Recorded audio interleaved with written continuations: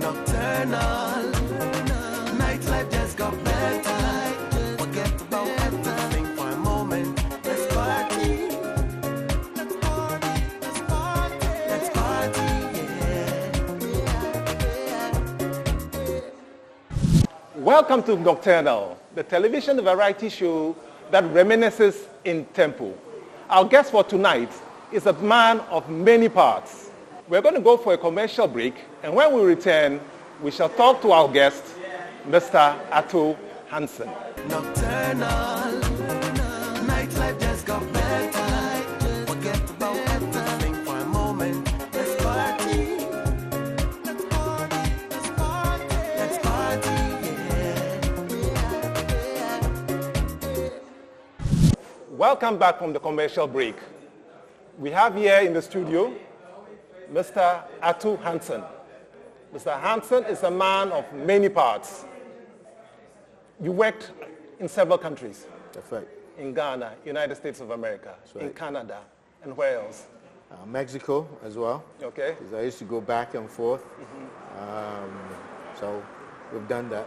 Yes. He has a lot of experience in finance and the finance and accounting field, isn't it? That's right. Yeah. So right now, if you're in the US, say for example, you would be doing our taxes, or people's taxes for them. Exactly. This is the tax time. Exactly so. This is tax season. Runs up to April the 15th. And it's a way for people to file their taxes and also to get back, because they have expectation of receiving some money back. You can get it severally from different ways. You could be a single mother and get back money. Yeah. You even be a student and pay no taxes and get some money back. And you could be a worker who owns a home and you're still incentivized. And so you've looked forward to the day that you file those taxes and get back some returns. Some returns, yeah. Yeah, some And good that money. system seems to work very, very well in the US. That's right. And I also understand that in Ghana, we are trying to introduce something very similar, where we are encouraging people to file their taxes, do their taxes, and to get some tax returns. What lessons can we learn from the US that can help us here in Ghana? Oh, there are a few lessons to learn. And basically, it boils down to human behavior. A human being wants to be incentivized. Yes. You know, you can't hit the person's head with a stick all the time. So in the advanced countries, what they do is you use the carrot and stick method in hopes that the vast majority of the people will comply. Yeah. So they give you the carrot, hoping that about 70% at least of the population would comply willingly, because they've been incentivized to, and their interests have been met. And then they concentrate their law enforcement on the recalcitrant few, hoping that probably they can get half of it. And so if you get 70% of the people complying and the 30% you concentrate your enforcement on, and you get 15% of that, that means 85% are compliant. And you can't go better than that. Yeah. So that's what is needed. Yeah. Very much so. But what do you think about what's currently going, I mean, within the current, tax structure that we have? What is missing? Yeah, like I said, the human component of it. In fact, it's not only the tax side. It's almost all what we do here. We always carry a stake. Yeah. We don't take into consideration the human behavior aspect. Yeah. And so people find a way to dodge it and stuff. And then you don't have enough money to hire enough policemen or enforcement agents to police the whole population. Yeah. So if that's a losing game to start with, all right? So that's what we're not doing right. Yeah. So we come up with all the taxes that we can dream of and whatever, but enforcement is zilch because we are attempting to enforce it and also to appeal to people's what's it called, being patriotic, their patriotism. Yeah.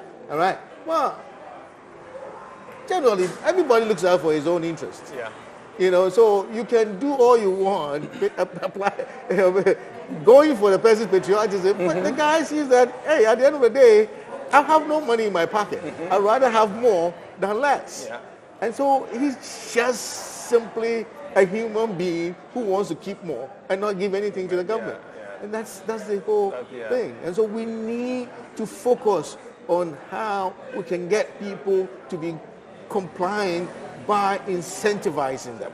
So rather than, I think in our current system, there's Yes. something called a credit. Yes. So if the government say, after I file my taxes, Yes. and then the government owes me, Yes. they give you a credit which you Yes. roll over. Yes. Do you think if they change that and made it that a cash payback, that would get people more interested in filing their taxes? Very, very true. Very much so. Rather than having it roll over? Yes, because you see, at the end of the day, you want to tell the people that you're as honest as possible. That when you owe them, you pay them. So when they owe you, they should pay. But it cannot be the other way, one way. Yeah. Well, when I owe you, I won't pay. But when you owe me, I want you to pay me. It's not a good example to set. Yeah. You know, I don't know why writing a check to go give somebody who you owe is such a problem for us. You know, so, you know, if I'm a taxpayer, I look at you and I say, well, you want to cheat me. First of all, this is a cheating system. Why wouldn't I want to cheat you too? So the government has to go away from there and be prepared to pay when it has to pay. And then, so when people owe, they also are prepared to also give back. When people understand that and that thing is established, it will be no brainer at all. So what do you think about the current financial, difficulties that we are facing here in Ghana? Wow, the current financial is our own doing. Lack of compliance and also indiscipline. You know, it boils down to indiscipline. Indiscipline throughout the whole thing. And if we were to be disciplined a bit, we can do. People take people's money and they go off doing things with it. You know, if you're in banking, stay banking. You can't take somebody's money, loan it to yourself, and then, you know, what do you expect? If you make a loss, can you come collect from your own self? You can't. No, you can't. No. You can't. It's a simple thing. You know, you cannot collect from your own self, and you can't loan to your own self. So it's a basic fundamental thing. If you are in banking, you take people's money, yours is to loan it out to others, and then if you have what's it called, if you've taken something that will hold that person accountable for you, you just go and collect from him, or you sell that thing, the property that you have, you sell it, and then you recoup the money and give back to the person. Yeah. But if it's yours, obviously you're a human being. I mean, you won't want to sell your own property. Yeah. So this is So there are a lot of problem. weaknesses in the whole governance structure then. Yes, the whole governance structure, the whole thing about I can do anything I want to do and nobody can hold me responsible is what is causing the whole thing. And it's very, very serious, and we need to tackle that up front. Yeah. Very The good. dollar. Ah, Last time I checked, I think the dollar was 5.5 yes. and has escaped jail. Oh, shoot. Now, how do we arrest the dollar? The dollar, Yes. wow, is running and running and running. What do we do? And let's try and move away from the cliche Okay. of Okay. export more, Yeah. import less. Yeah. And when you do that, Yeah. you save the dollar. Right. I think that's kind of a cliche, but Yeah. everybody says it and Yeah. nobody's doing it. Exactly. So what else can we do? What exactly is the issue Yeah. that the dollar is always escaping from jail, running away? Running away. It's the same thing as in the 70s. We used to talk about depreciation, devaluation. Yeah. Exactly. You heard that in Yes, the 70s. yes. Oh, we're going to devalue our currency because when we devalue our currency, we can export more and we get more. And they say, well, obviously, you're going to export if you're exporting raw materials, you know, and there's a glut in the market, then what do you expect? The prices will sink.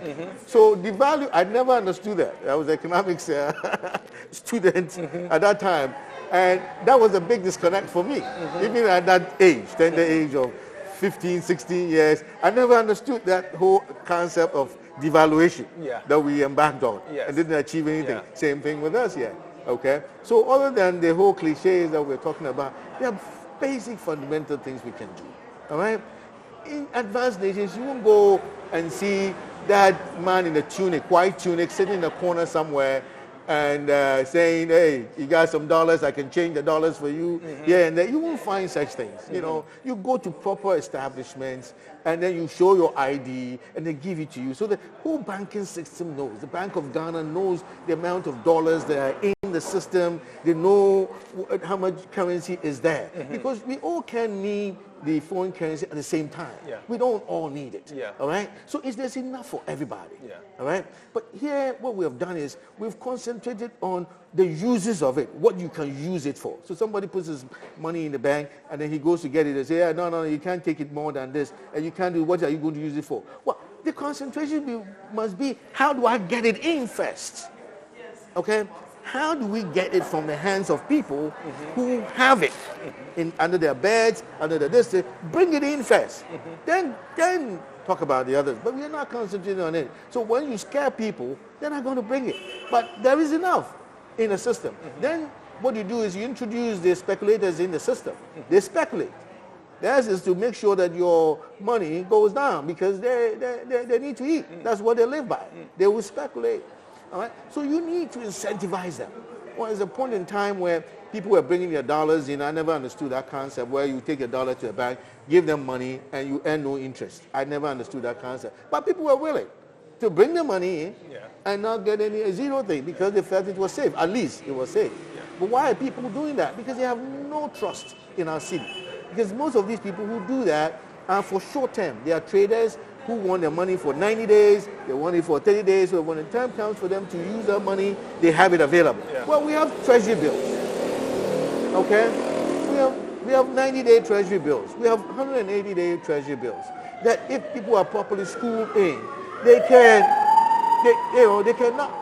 may not keep their money in dollars because when they know that when they need it, they can easily access it and then change their treasury bill rates into that one. Okay, so these are some of the things that we need to understand and do. Okay, so apart from those cliches that we're talking about, the man in the corner changing the dollar thing, we just got to stop that. We have to but that has find... been tried before. Where was it called? They went after all the... yes. What do they call it? That's name, not money changers. The money. That's a nickname for the them. The Zamrama man. Yeah, and those that kind of thing. Yeah. Before he moved to the Forex Bureau concept. Yes. Go to Cow Lane. Yes. Now he moved to the Forex Bureau concept. And Exactly. I'm not even too sure whether the Forex Bureau concept now is actually working or not. Because when you go there, there seem to be, nothing happening. Yeah, they've tried before. But you see, why do people go there? That's the question. Why would I go give my money to the guy at the corner there? Do I know whether he's giving me some fake dollars or not? So that's a big risk. Yeah. Okay? But why do we still want to do that? Yeah. Okay? Even though there's a risk involved. Because the guy can negotiate with you right there and there. It's so flexible. All right? Done all these things here. So we take it there liberally, and do it. So the thing is that, okay, that's why I say concentrate on getting the money in. All right? So if you concentrate on getting the money in, incentivize them. Give them 1%. Okay? As an interest. You can just give 1%. All right? It's not that much. But the guy looks at his money with all the risks I keep it at home, it would be good that I go and give it to them. At least they'll give me a 1%. 1%, yeah. In the past, we were able to bring it without anything. But because of bad policies in the past, they decided to keep it at home. So now let's incentivize them to bring it in. This is a concentration thing that we got to do. So when we do that, then we can bring in rules here and there. Then we demobilize these guys. All right? How is it? Because it's a human side. Work on the interests of those who go and willingly do that business on the side, despite the risk involved. That's my whole thing. So that's the short-term thing. All right? Of course, we have the long-term thing that we can do. All right? The long-term being, like you say, same cliche. But one of the things that bothers me is our penchant to want to are ready to sign contracts with foreigners. Well, what do you expect? And this is what is happening to the city right now. It's the end of the year. Come December, they are repatriating their profits. They end their books in December. So January, February, they're closing their books, and at that time they repatriate their profits. They go away. All right? It goes away. Well, it's not going to be that bad with the multinationals because they'll use the banking system and all that. But there's small guys who come from all over here to come and do those who do business in China and all that thing. They take the money physically, Some, we saw in the papers the other day where people were loading it in car tires, and taking it out. Because they have no confidence. They don't come from here. They have no, affinity with us. But our penchant is that we're looking for foreign investors, anybody does anything. And so we're really willing to sign contracts no matter what. And when they're repatriating their profits and our city is sinking, then we complain. I don't understand that concept. So can we hold our thoughts Yes. whilst we go for a commercial break? We'll be right back. Nocturnal, nightlife just got better. Forget about everything for a moment. Let's party. Let's party. Let's party. Let's party. Yeah. Hello, good evening. My name is Nee Music, and I'm going to perform just 2 songs. I hope you like it.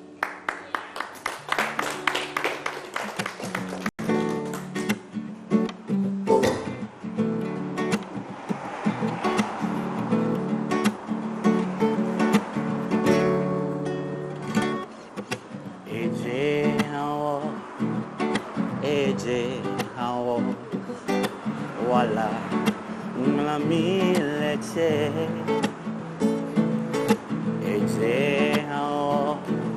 eje hao wala mami leche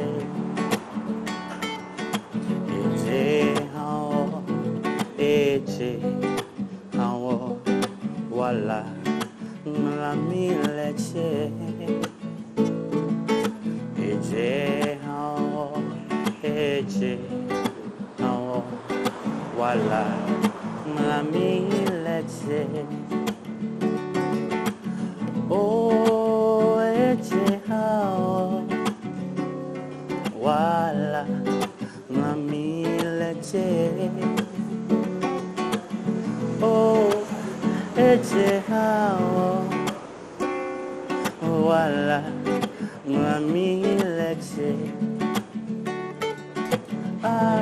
oh eje hao wala mami leche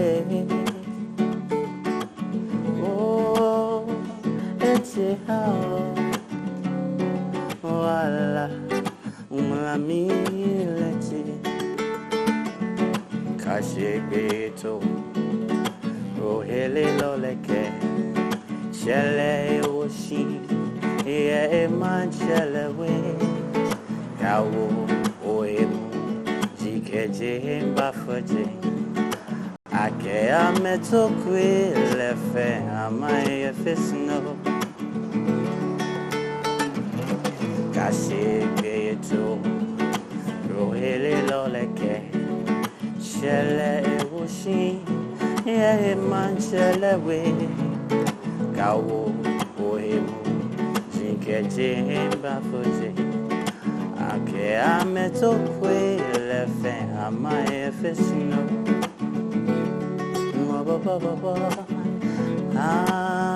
amaye fisno amaye fisno amaye fisno amaye fisno amaye fisno amaye fisno amaye fisno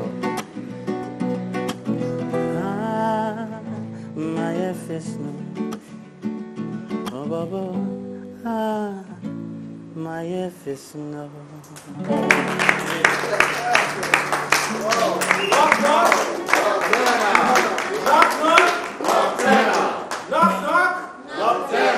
Nocturnal, nightlife just got better. Forget about everything for a moment. Let's party. Let's party. Let's party. Let's party. Yeah. Before we went on break, we were talking about the dollar, which had escaped from jail. So we're going to continue on that discussion on how best we can help to bring the dollar down. Ato, how do we bring the dollar down. Yeah. How do we arrest the dollar? If we can use the local parlance, Yes, how do we arrest the dollar? the dollar? Oh yeah, his run is galloping, man. I just got to arrest it and put it down. Definitely. Yes, definitely. Aside from the Zamra Mas in the corner, really getting rid of him there, it's just, we got to focus on this nation. It's a beautiful country, we got all sorts of things. But the imports, God have mercy. We have so many import substitutes. Today, tomorrow, we're going to get. The other day, I was doing some research, okay? And I happened to go into CSIR, the scientific industrial research. research. Yeah, exactly. And boy, I was amazed. They have about 13 research institutes out there. Yes. Name what, they have it. Now, can you imagine what research they pumped out there? Everything. We are importing, calcium carbonate from Egypt. We have calcium carbonate here, loads of them. Okay, why aren't we able to bring them into use? Yeah. I use them. Okay, but that's it. We have, we bring in POP, P cement, Paris, Plaza de Paris. Yeah. Exactly, Plaza de Paris. Okay, we bring in loads from Tunisia. We're happy. We can use as local substitutes right here, and even get good quality things. All right, we have the kaolins here. Yeah. We have all kinds of things, all kinds of things here. We have it. All right, so we must concentrate on it. Especially, we can just look at two areas: food. Food and construction. If we can, do a lot of our own local production, we can change bamboo. We can substitute iron steel with bamboo. Sturdy. Yeah. For lower structures, bamboo is a great substitute we can use to do it. Why are we importing all this steel? For what? We don't make it here, fine, we accept it. But God has given us everything we need. Pozzolana came, it failed miserably. Why did it fail? We got to go back. Understand that. Change it. We can build a lot with our own thing. So we have everything to make this system work and stop that importation. Right now, it is these importers that we hail. They're the rich guy, but they're not going to sink their money in anything. Yeah. We just saw 2 days ago the president opening up a tile ceramic factory. Yeah. Who put it up? A Chinese guy. Yeah. He comes into this country. He sees, that we have everything here. 90% of the resources he has put in there, okay, comes from Ghana. We have rich people who have plenty of money who could have easily put that thing. They never did it. Never would do it and will never do it. Why? We must examine why they won't do it. Yeah. We must find out why. They have a reason why. Okay? Now, you've what's it called, if I'd say, moved away from the finance and the accounting market into the entrepreneurship. Yes. Now, what drove you into that area? And what are you actually working on? Thank you very much for asking. I've not actually about construction. Yes, I've not actually, moved away. I do it though, but I have many passions. Yeah. And when I was back in the States and all that, I had this inner desire to come back home and contribute my lot. I just knew that there's something in me. I get bored doing the same thing over and over and over. I mean, I sleep and loads of things just jump into my head. I'm very experimentative with things, creative-minded. I'm just blessed because God gave me two kinds of minds, the creative side, the math side, so you can see accounting and then the creative side, melding into one. So just sitting down looking at numbers, yeah, it bores me to death. So I got to move them, all right? So I'm doing so many things, all right? I've got myself, obviously, ignorantly, I would say. God, if you can remember, I started what? Tile adhesive. Yeah, tile adhesive. How's that business going? Is that another question mark? Well, since last year or so, 86 or last year, when construction really went down there, it's affected us so bad, so bad, because I was in a niche market. Okay, mine was a niche market because I believed that I was doing a good product that was niche, and it was a very good product I had. Yeah. But when the developers weren't developing anymore and all that thing, my business has also said. Aside from the tile adhesive thing, I have developed the ready-mix mortar. Yeah. Okay, which means that you don't need to buy. You don't need to buy cement. You go buy, sand and mix them. It's all mixed up. 25 kg bag. Yeah. You take it, you mix it up, and you're doing it. Yeah. The sieve, so nice. You plaster with it, beautiful. Everything, nice. But it's not selling, okay? It's not selling because the people, our people are slow to make changes. The other thing is that why would they come and buy my products when they can easily go buy a whole load of cement and come and tip it on the roadside? Yeah. And there are no consequences for doing that. Yeah. All right? So obviously, the laws are lax, so it doesn't help us as well. So it could be a factor of the price. Maybe your price is too high. Well, not necessarily. It may be, it may be that the price is high. But you see, one of the things that we realize, is we never do the cost-benefit analysis, and we are slow for new changes. All right? We're slow for new changes. Personally, I don't want to produce something that's of less quality just because of price.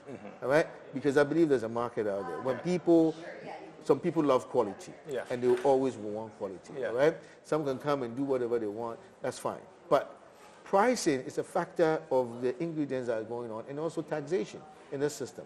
If you are in manufacturing, we don't have enough time. I could show you how our tax system is really, goes against the manufacturer. Okay? It just favors, those who buy and sell. It's like buy and selling, yeah? How can a guy who's in manufacturing pay the same rate as the guy who's buying and selling just because he's in Accra? The only incentive they give you is when you're outside Accra.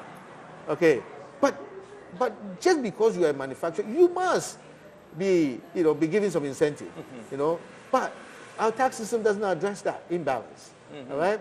Besides, some of us we may not be that large enough to import these and we buy local stuff. But look at how our VAT works, okay? The guy is paying 17.5% at the port. He's selling to you for another 3%. That's 20%. You are a manufacturer. They want you, because you're a manufacturer, you can't charge 3%. You got to charge 17.5%. So in your good, it's about 34%, even when you do it, all right? You file your VAT returns because you don't have any receipt to show. Because you go to a local guy, give me a receipt, he ain't going to give you a receipt. He gives you a receipt. The best he gives you is 3%. Meanwhile, 17% is already buried in it. It's buried in it. You see what I'm saying? Yeah, I see what you're saying. Exactly. It's already buried in it. Yeah. And you're competing with things from the outside. Yeah. So you are at a disadvantage right there. Okay, we have not considered that. We need to consider that. So these are all factors that this thing. And I'm also into construction. We're building with ICF. What's ICF? ICF is insulated concrete form. Insulated concrete form is precisely that, insulation. But it has other benefits. Nice, good benefits, okay? It shields you from sound. So if you build with ICF, your place is going to be as quiet as ever.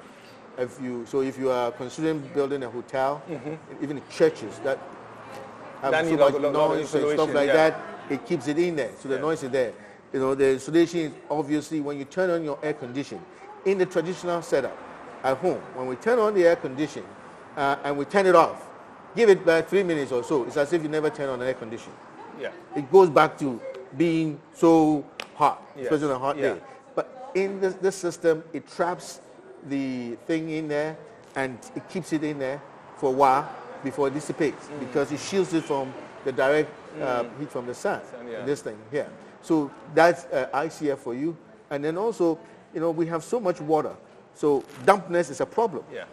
Dampness is a problem in this country. All right? If you build with ICF, the material is impervious to water.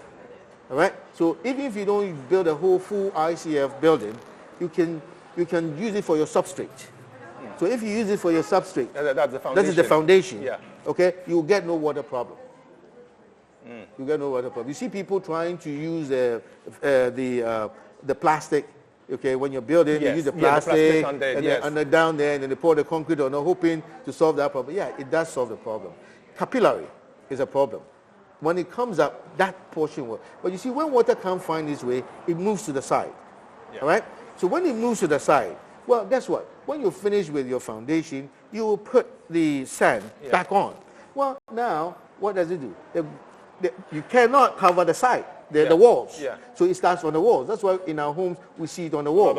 And not on the along floor. around the foundation side. Exactly. And from the ground. And from the ground. underground, two things will stop it. The plastic that you put there, and then the tiling will stop it. So that's why you need good adhesive cement. Yeah. Good adhesive tile cement, not just any other adhesive style cement that we see all around. We don't know what. And all boils down to standardization. It's a big factor in our stuff because we don't standardize things. And that's the problem. One thing I've noticed a lot of in the houses, most houses, that all the doors are different sizes. Oh. You can't find two doors that are the same. Exactly. Unless, of course, the doors were imported. Exactly. What can we do? It's all standardization. I have long advocated that we are a developing country. It's not for any other reason that when you go to China, some people go to China and bring us substandard things. They understand. They're no good quality things. The same China produces for America. Yeah, the same China, when you bring the thing into Africa, is you put a bulb in there, 3 days later, it's gone. They know what to do. Yeah. But they have graded it. They have different standards. So we should not hold one standard like we're trying to do here. We should give different standards. The guy, the woman selling wache on the street needs to be standardized. Give her a grade D if she's selling by this gutter. Okay? Then give the guy who has a small, nice place, give him grade B. And then if he has a great hotel restaurant, give him grade A. We'll see it by sales. It's human behavior. The guy selling with grade D will go and ask the grade B, how's your sale? The grade B say, wonderful, wonderful. The grade D guy would want to aspire to be grade B. Gradually, they'll get there. But this one size fit all doesn't help. So we must move away from this stick, hitting people's head with sticks. And find ways to incentivize. Finding ways to incentivize. And to standardize. And we're going to go where? It's regrettable. You know how we build houses and we never finish? Yeah. Okay, we all go to school, we get all these certificates and stuff. But if I bet you, even here, if I ask people, what's the size of a 5 square meter? Many will struggle. You don't know. We don't know because it's not part of us. Education is so theoretical. If I say 1 square meter, we'll struggle. So the same thing. When you go to that architect and say, architect, and I ask an architect this, architect, I want a house. This is a standard Ghanaian way. I want a 4-bedroom ensuite, a large kitchen, and this and that and that. Okay, fine, I'll do it for you. So what does the architect do? He's drawn thousands of these things, so it's very impersonal to him. All right. So he just picks from in his treasure trove, picks a few things, then he puts a nice facade there, beautiful. And we see it and say, oh, beautiful, because he's put a very nice facade there. But the building itself is not functional if you start living in it. And what happens is also that when they start building, but architect, I told you that this room is too small. No. This kitchen is too small. No, break this. Oh, break. So we'll break. Atu, can we hold this thought? Yes. Whilst we go for a commercial break? Yes. We shall be right back. Nocturnal, nightlife just got better. Forget about everything for a moment. Let's party. Let's party, yeah. Good evening. And welcome to Jamestown Cafe. I understand this is the first of, I'm not sure what the title or the name of the event is, but I know it involves poetry. And I go by the name of 100%. Well, let me say like 100%. That's actually how it is. 100 with an O, not a U. Yeah, Yes, yeah. Thank you very much. Yeah. So I'll explain what's behind the name later. I have a poem that I just want to share with you, and then we can just get into a bit of a discussion. The poem is titled One Love. Yeah. Ghana raised one love, but we don't have one love. Our independence made us free to allow one love. We fell in love with democracy and not one love. Corruption came along with that, and that's not one love. To the one bird that got the power, to him that's one love. Selfishness is his curse, and that breeds love, but not the kind we need to make it as he does. In Ghana, the real question is, how do we love? Because we love to talk a lot, and that breeds doves of hope and conflict. The parties know that we love a back and forth, but that's our fault because we lack enough. as it is already, to stay as we are. I'm tired of this already, but that's not enough. Because maybe it's only me and that's not one love. Maybe you are tired too, and maybe that's true love or true love, but time will tell if we are really all for one love. Thank you.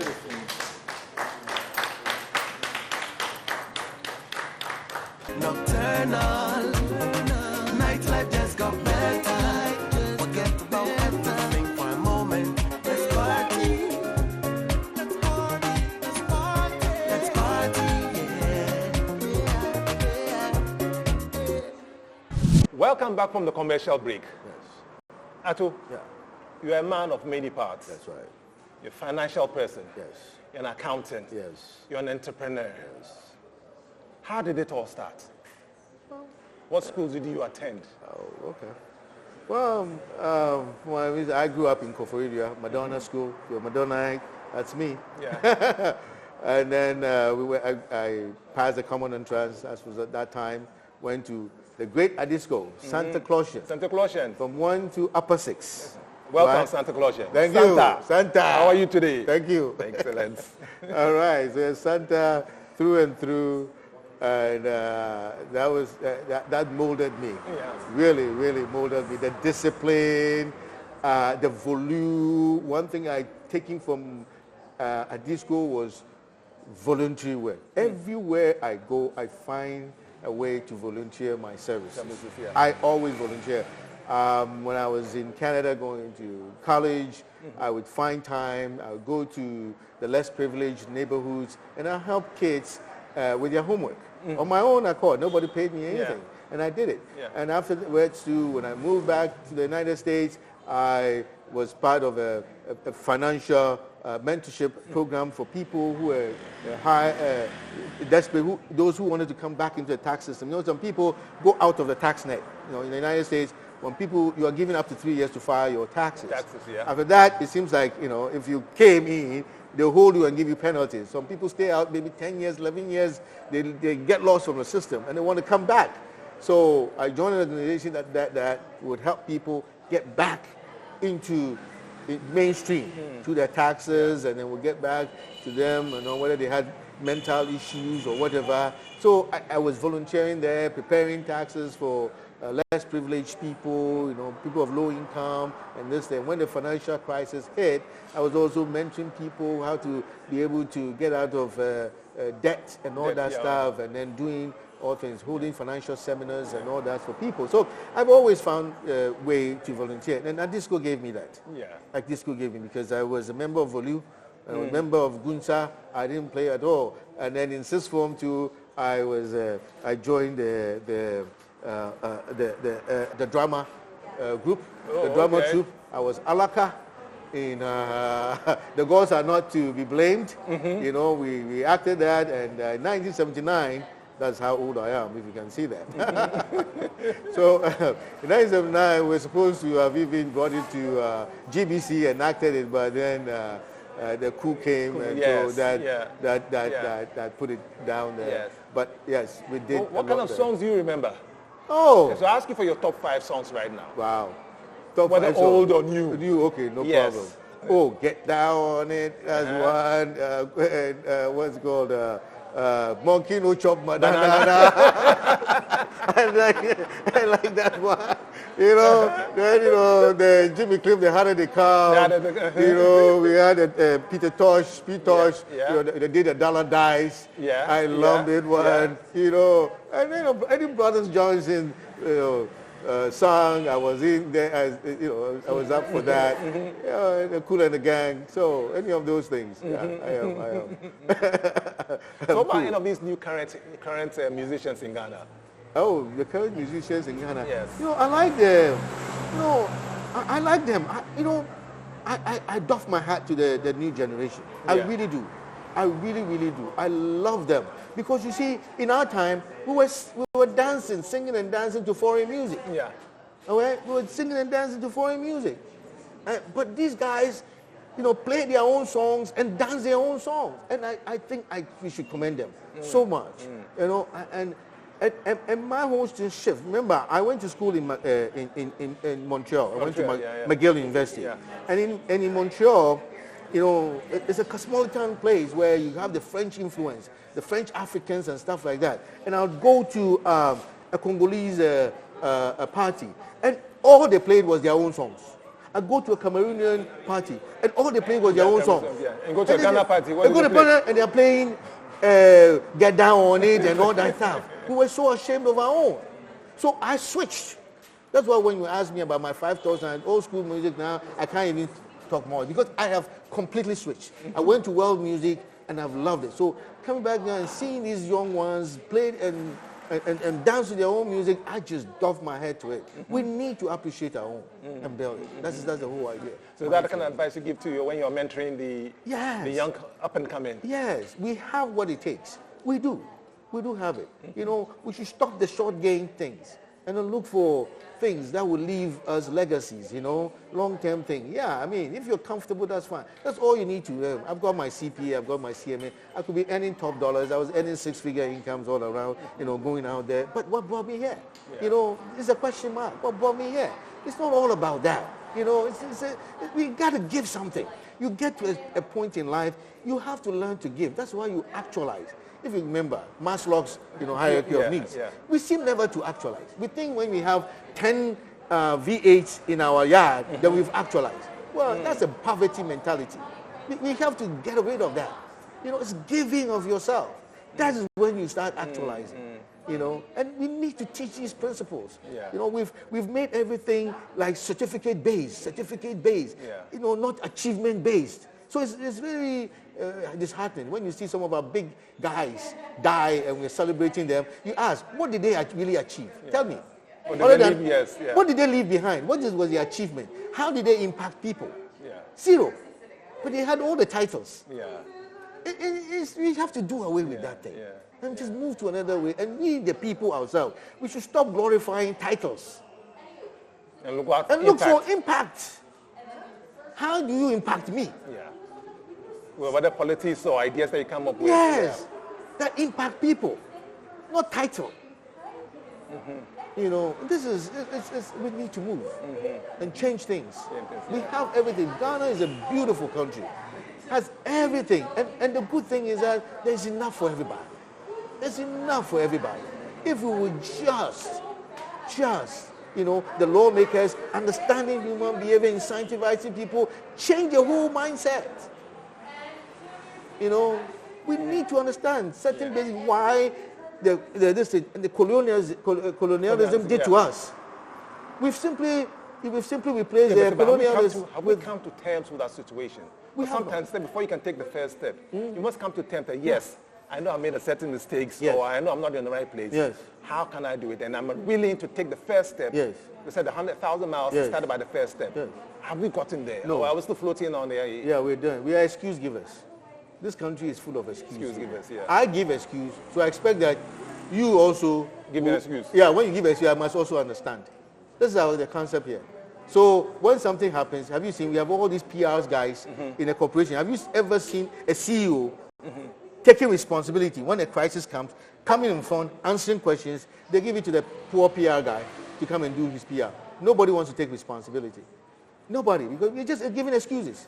Why it is so. No, take responsibility and say, I goofed, we're going to do this is how we're going to do, and go on. And that's because of our upbringing. Yeah. We need to change that excuse giving. And also comes from our education system. We can talk about this thing later on. There's so much in it. And I learned it. All I'm talking about is experience, what I've learned. Yeah. Okay? Why we are where we are. Yeah. And why we do certain things that we do. Yeah. We've never taken stock of it. Yeah. Okay? What colonialism to us, our role, what the colonials left us with, and why we can't move forward. Yeah. You know, we have never studied our history. Even in our own family, when situations come up, they say, oh, yeah, it's okay. Instead of dealing with the matter, we don't want to do. We are always running away from issues. When I don't understand, the next thing I do is start insulting you. Oh, you are too known. Oh, you are this, that, and then I kill you. Because I just don't want to be taught. Yeah. Because somehow I know everything. Yeah. It is all in the family. Yeah. So what final lessons would you like to give to the up-and-coming youth? Any other lesson? Oh, yeah. Especially when the mentorship When mentorship comes, I joined this group called AFREG, Africa Forum on Religion and Government. Okay, every August we have a seminar for 2 weeks. We bring youth from all over. We bring them 7 pillars of society, and then we mentor them. My area is governance, and I'm saying that they must place themselves in position where they can be mentored. Yeah. And if they want to know how to do it, some of us can help them, do it, because it is key. Mentorship is key. Some of us never had it that much. We didn't even understand it. But now that we know, we want to be able to tell the children that mentorship, grooming is key. Yeah. Key. Very key. And also back to my ICFE to legend, there's one promo that we would like to talk to people about. This is a great product that we want everybody to have. We have a promo for a whole year going. If you have land, we can build a 2-bedroom expandable for you for $30,000. Change it to Ghana cedis, say about 180,000. We'll lock it down for you, and we'll pay. It's a rapid system. Or you can arrest the dollar. When we arrest the dollar. Instead of 180,000 Ghana cedis, it should be 100,000 Ghana cedis. Exactly, and we're going somewhere else. Exactly. I've enjoyed really speaking with you. Thank you. You're a man of many parts. Yes. A tax person, finance person, an entrepreneur. That's right. Motivational speaker. We forgot the poetry. Mentee and a poet. I think we should hold that for another time. Exactly. Viewers, we thank you for sitting with us. We enjoy Atu Hansen, the man of many parts. Exactly. We hope to see you next time. Thank you for watching.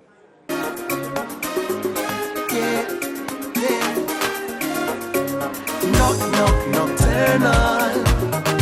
Nightlife just got better. Forget about everything for a moment. Let's party.